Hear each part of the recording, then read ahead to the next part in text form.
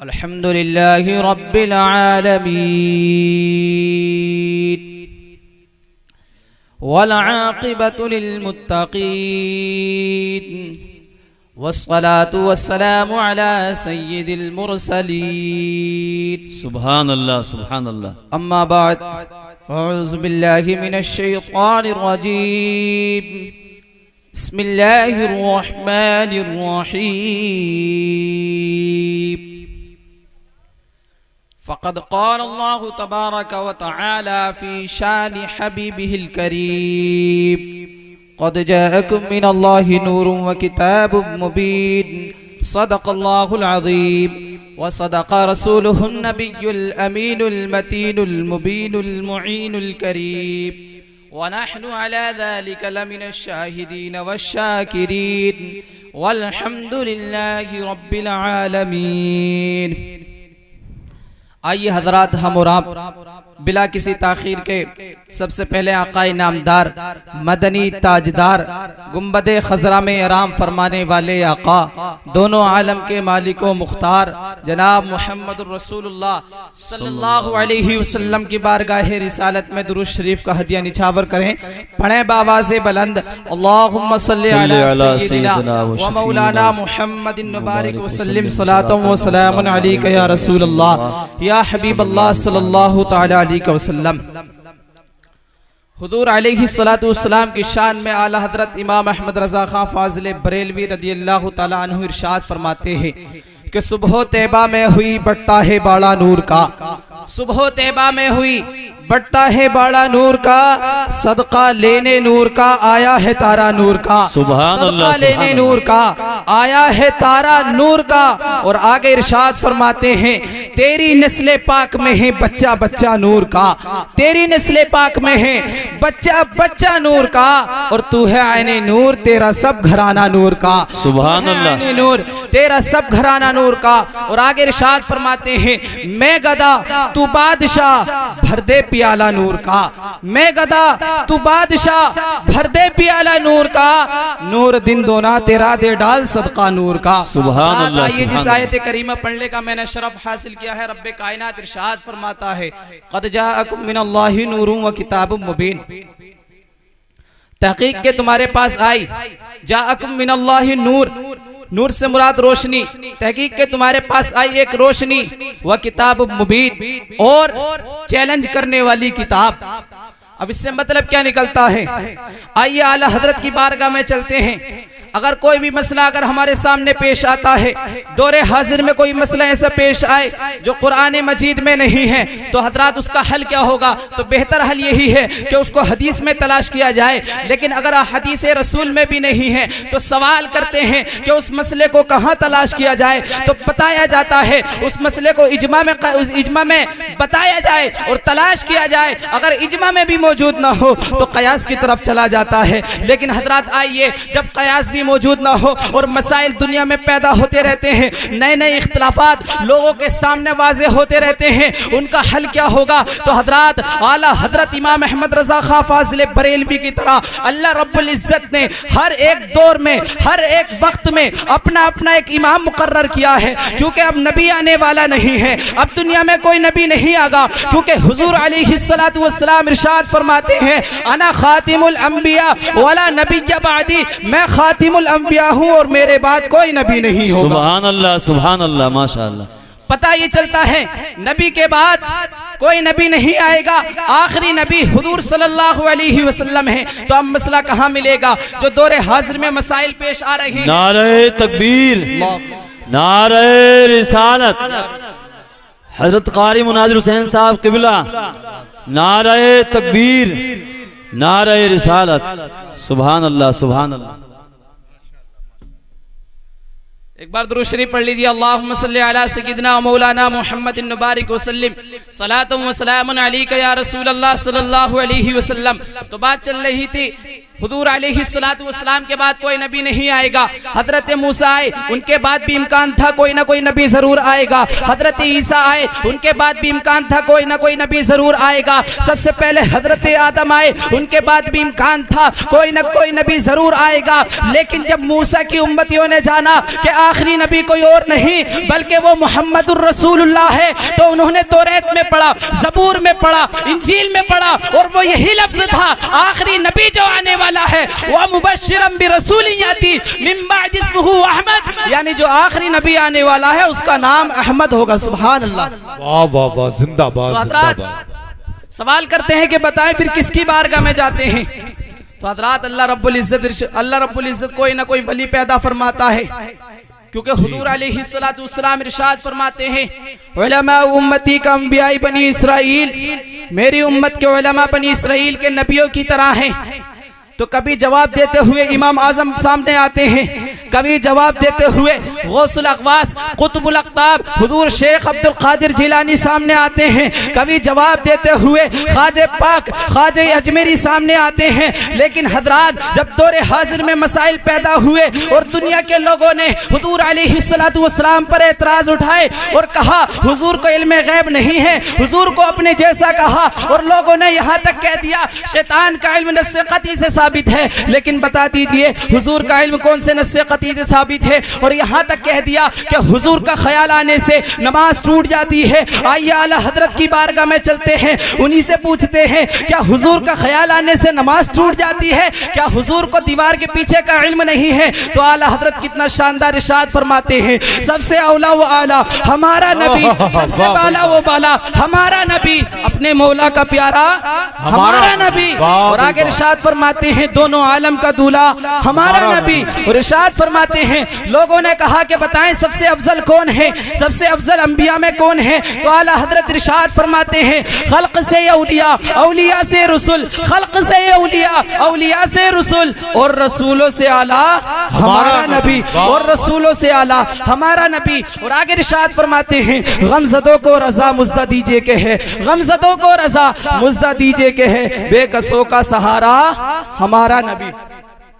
तो हज़रात आला हज़रत इमाम अहमद रज़ा खां फ़ाज़िल बरेलवी की बारगाह में चलते हैं, उन्हीं से सवाल करते हैं, उन्हीं से सवाल करते हैं कि बताएं इसका माना क्या है? क़द जाअकुम मिनल्लाहि नूरुन व किताबुम मुबीन। तो आला हज़रत इरशाद फरमाते हैं यहाँ नूर से मुराद कोई और रोशनी मुराद नहीं है, बल्कि यहाँ नूर से मुराद जनाब मुहम्मदुर रसूलुल्लाह सल्लल्लाहु अलैहि वसल्लम मुराद हैं, और किताबुम मुबीन से मुराद कुरान मजीद है। यानी ये बता दिया दुनिया में रोशनी से जो तशबीह दी है वो हुजूर के चेहरे को तशबीह दी है, क्योंकि जो चेहरे यहाँ पर दुनिया में मौजूद हैं वो किसी और के सदक़े में नहीं है बल्कि कायनात के लाल के सदक़े में है। सुभान अल्लाह, सुभान अल्लाह, सुभान अल्लाह। हज़रात हुजूर अलैहिस्सलातु वस्सलाम की बारगाह में कहा कि नूर से मुराद हुजूर हैं, और किताब मुनीर किताब मुबीन से मुराद कुरान मजीद है, जो आज तक चैलेंज करता हुआ आ रहा है, दुनिया को बता रहा है अगर तुम ला सको मेरे मिस्र एक सूरत तो ला कर दिखा दो। वइन फातू बिसूरा, पहले कहा था कि अगर कुरान शरीफ बना सको तो लेकर आओ। तो बहुत बड़े बड़े फुसा और बुलागा अरब में मौजूद थे जी। वो कहने लगे हम तो बहुत अच्छी अरबी जानते हैं, हम तो जानते हैं कि अरबी में किस तरीके से मुहावरों को पिरोया जाए, हम तो ये भी जानते हैं किस तरीके से अपनी बात मनवाई जाए, क्योंकि हमारे अशार तो बहुत अच्छी अच्छी जगह लिखे जाते हैं, हमारी अशार से तो तशबीह दी जाती है। लोगों ने कहना शुरू कर दिया ये कुरान शरीफ कोई और किताब नहीं है बल्कि ये तो जादू है, ये तो मोहम्मद रसूलुल्लाह ने अपनी तरफ से गढ़ा है। जब लोगों ने इतना कहा अपनी तरफ से गढ़ा है, तो हज़रात अल्लाह रब्बुल इज़्ज़त ने इरशाद फरमा दिया अगर अपनी तरफ से गढ़ा है तुम बहुत फसीहुल लिसान हो, तुम बहुत बलीगुल बयान हो, एक कुरान शरीफ तुम भी ला दो, पता चल जाएगा तुमने गढ़ा है या नहीं। हज़रात जब ये सवाल होता है तो कोई भी फसीह और बली कितना भी बड़ा आदमी हो किसी की मजाल नहीं हुई जो कुरान मजीद को एक मिसल आयत बिलाकर पेश कर सके।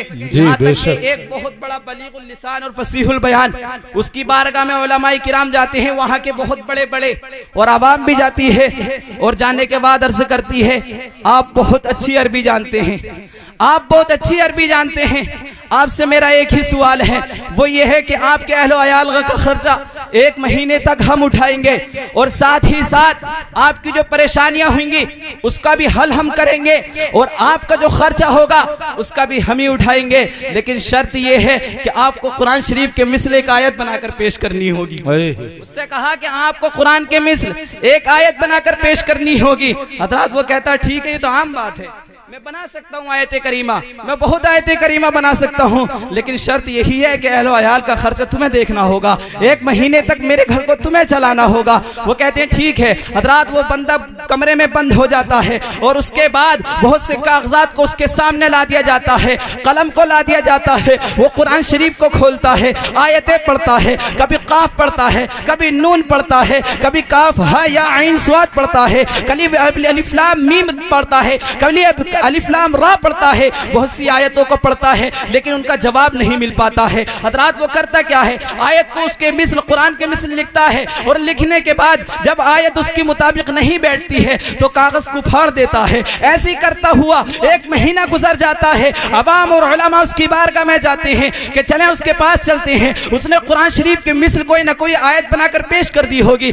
लेकिन कुर्बान जाइए उस नबी पर, कुर्बान जाइए उस आका पर, कुर्बान जाइए उस कुरान पाक पर कि जब सब अंदर जाते हैं और जाने के बाद देखते क्या है कि वहां पर उसके तख्त के इर्द गिर्द कागजात का अंबार लगा हुआ था और वो अपने कलम को अपने दांतों में मार रहा था, गोया कि ये कह रहा था है कौले मोहम्मद, कौले खुदा, कुरान न बदला जाएगा, बदलेगा ज़माना लाख मगर कुरान न बदला जाएगा। नारे तकबीर, नारे रिसालत, मसलके आला हजरत, जिसने ईद मिलादुन नबी इस्लाहे मुआशरा कॉन्फ्रेंस हजरत अल्लामा मौलाना नदीम रदा साहिब किबला, नारे तकबीर।